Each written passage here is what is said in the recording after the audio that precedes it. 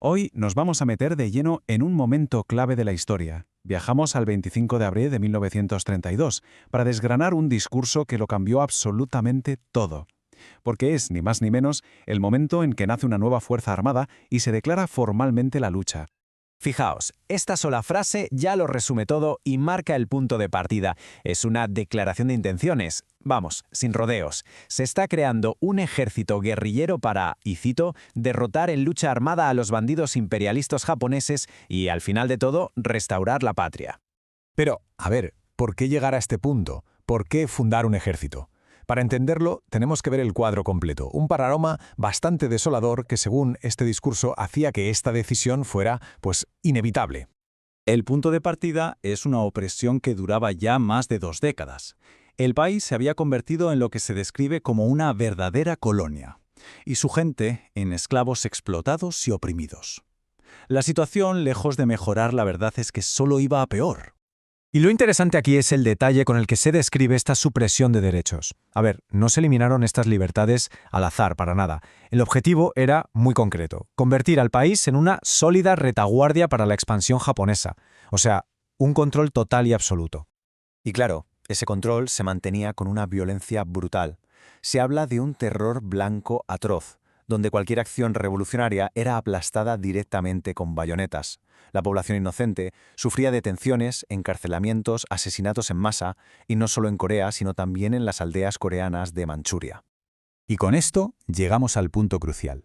La situación se presenta como un ultimátum. No hay más. O se aceptaba la aniquilación pasivamente o se luchaba por sobrevivir. No había una tercera vía.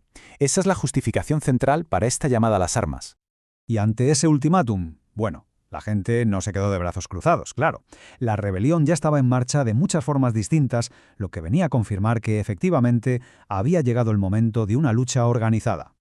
Y esto es clave, ¿eh? No se trataba de un movimiento aislado. Vemos cómo obreros, campesinos y jóvenes ya estaban respondiendo con violencia, con organización. Incluso se menciona una lucha masiva de más de 100.000 campesinos y la propia resistencia del pueblo chino. El escenario, era de agitación por todas partes.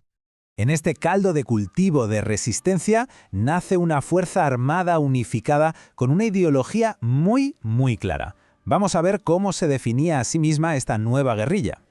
Esta definición es fundamental. No es un ejército cualquiera. Se identifica como la primera fuerza armada revolucionaria marxista-leninista del país.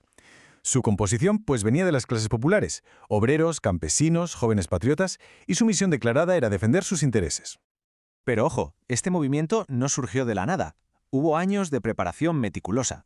Ya en 1930 se había creado un primer ejército, se organizaron juventudes y guardias paramilitares, se forjaron alianzas con unidades chinas y se construyeron bases de apoyo en el campo. Todo estaba pensado. Y el objetivo final era inequívoco. No se trataba solo de una victoria militar, sino de una transformación completa, acabar con el dominio colonial para conseguir tanto la independencia nacional como la liberación social del pueblo. Las dos cosas. Bien, ya tenemos el por qué, el quién y el qué, pero ¿cómo pensaban lograrlo? Vamos a ver ahora la estrategia y las tácticas que proponía este discurso. La estrategia empezaba desde dentro, claro, forjar una fuerza de combate que fuera casi indestructible. La clave era la cohesión. Todos, desde los mandos hasta los soldados, debían compartir la misma ideología y una disciplina de hierro. Hasta el armamento tenía una estrategia clara: quitárselo al enemigo y fabricar el propio. Y aquí está la pregunta del millón, el problema central de cualquier guerra asimétrica. El discurso reconoce esa desventaja material y se enfrenta directamente a la cuestión: ¿cómo superar a un ejército imperial moderno con recursos tan limitados? Pues la respuesta es la guerra de guerrillas de manual. El principio es simple: máxima eficiencia. Causar el mayor daño posible al enemigo con el mínimo riesgo propio. Se trataba de explotar sus puntos débiles, como el no conocer el terreno, con tácticas de golpear y correr, como emboscadas y ataques sorpresa, para desgastarlos sin descanso. Pero las tácticas por sí solas no bastan, claro.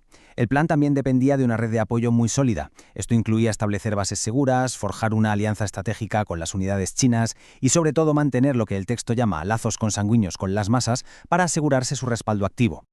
El discurso termina con un llamamiento potentísimo a los nuevos combatientes, colocando su lucha en un contexto de una trascendencia histórica tremenda. Este es el mensaje final, una carga de responsabilidad inmensa. Se les está diciendo a estos primeros guerrilleros que el destino entero de su país está, literalmente, en sus manos. Es una forma de subrayar la importancia de su compromiso y su sacrificio, elevando su misión a una causa histórica.